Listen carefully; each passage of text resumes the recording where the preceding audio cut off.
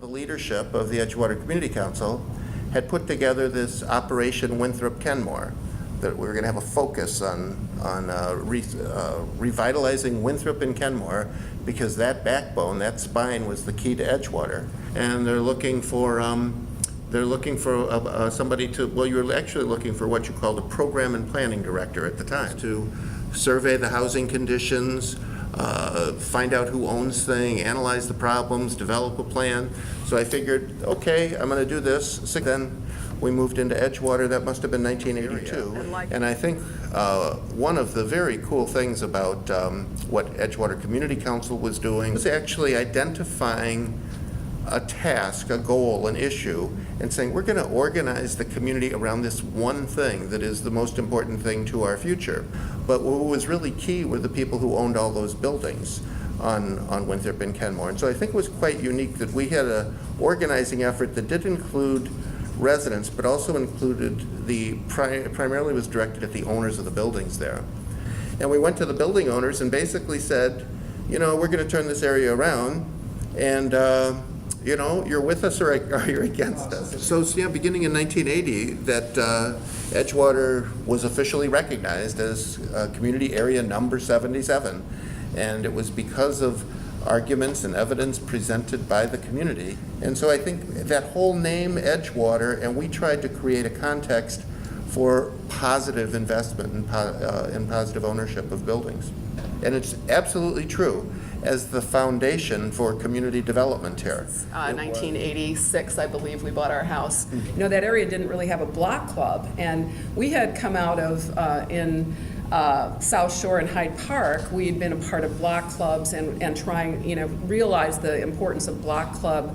What I'm remembering is the block club that we formed. So yeah, I was involved in the block club for quite a while, and really before becoming president was involved on these issues on Granville, and particularly around those liquor stores that we ended up running the liquor referendum on. This came out of block clubs. The real liquor referendum started in 2003, but I think it's important to understand the background of what was going on, because for a long time we were working with, Mary Ann Smith was the alderman at the time, of the 48th ward, but the line for the wards went down Granville. But really it's important to understand, it's been going on a long time. It had been, you know, Operation Winthrop Kenmore, notwithstanding, this commercial strip was known throughout the city.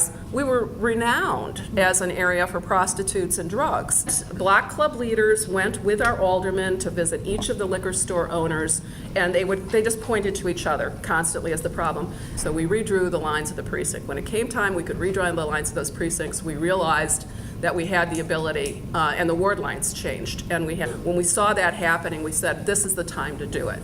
And so we put people out in the street. We organized, but we probably had, I don't know, 50 people who were going out onto the street, and they were from block clubs. I became kind of the legal advisor to the campaign that we were doing to try to run a liquor referendum. It's a frightening scenario. You're running into thugs that have been hired by the liquor. The liquor industry has gotten word of it, and they're doing everything they can to kind of threaten us, to threaten the people who signed our petition. We had ended up with 2 trials. My law firm, Mayor Brown, ended up funding me on a pro bono basis. And finally, 4 years later, and I got to argue it in both the appellate court and in the Illinois Supreme Court. But we ended up getting an opinion from the Illinois Supreme Court that basically said we were right, and threw out the guys in the big hoodies selling drugs, the prostitutes were gone almost overnight. It changed that block dramatically and immediately. When you pull out that one pin of the liquor store, the rest of it all fell away. And